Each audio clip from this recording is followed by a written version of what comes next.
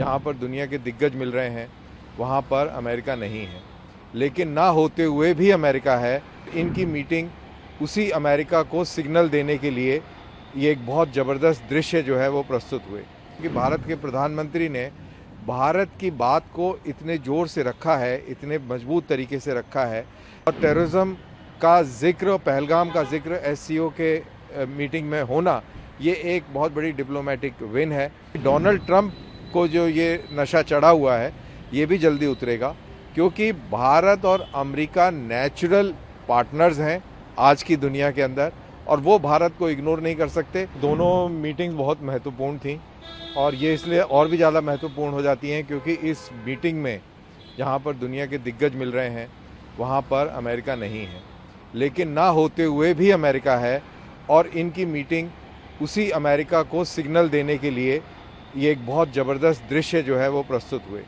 साथ साथ मैं उसको इस तरीके से भी देखता हूँ कि भारत के प्रधानमंत्री ने भारत की बात को इतने ज़ोर से रखा है, इतने मजबूत तरीके से रखा है, चाहे वो टेररिज्म हो, चाहे वो सोवरेनिटी हो।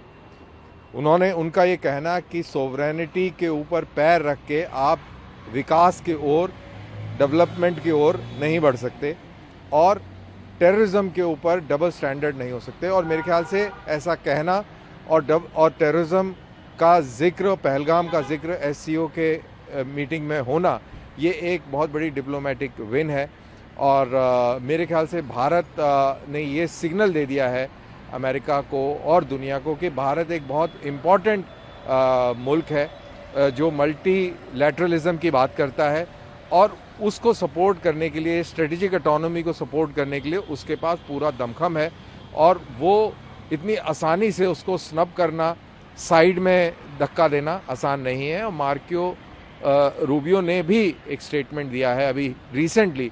उन्होंने कहा है कि भारत और अमेरिका के बीच में संबंध बहुत ऊंचाइयों तक पहुंच सकते हैं। तो इस सारी चीज़ों को एक साथ मिला के देखें तो एससीओ समिट का जो पूरा निचोड़ निकल के आता है वो बहुत ही सफलता का संकेत देता है। भारत और चीन के बीच में कई सारे विवाद रहे हैं। हमारे बीच में युद्ध रहा है, 62 का युद्ध रहा, 67 के अंदर बॉर्डर स्कर्मिश रही। हमने अभी गलवान के अंदर इशू देखा, बॉर्डर के ऊपर अभी भी तनातनी है। लेकिन हमारी जो स्ट्रेटेजिक कॉन्फ्लुएंस है वो अमेरिका के साथ है, उसके साथ में हमारा मेल होता है। अमेरिका के साथ में कोई हमारा टेरिटोरियल डिस्प्यूट नहीं है। जो स्ट्रेटेजिक विजन है भारत का और अमेरिका का वो मेल खाता है।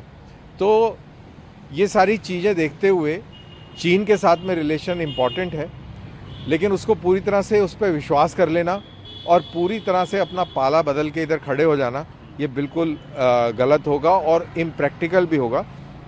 लगे हाथ में मैं ये भी कह दूं कि डोनाल्ड ट्रंप को जो ये नशा चढ़ा हुआ है ये भी जल्दी उतरेगा, क्योंकि भारत और अमेरिका नेचुरल पार्टनर्स हैं आज की दुनिया के अंदर और वो भारत को इग्नोर नहीं कर सकते। वो भारत के बगैर नहीं रह सकते और भारत का भी अमेरिका को इग्नोर करके रहना इतना प्रैक्टिकल नहीं होगा। तो ये पूरे परिदृश्य को समझते हुए चाइना के ऊपर पूरी तरह से कभी भी विश्वास नहीं किया जा सकता।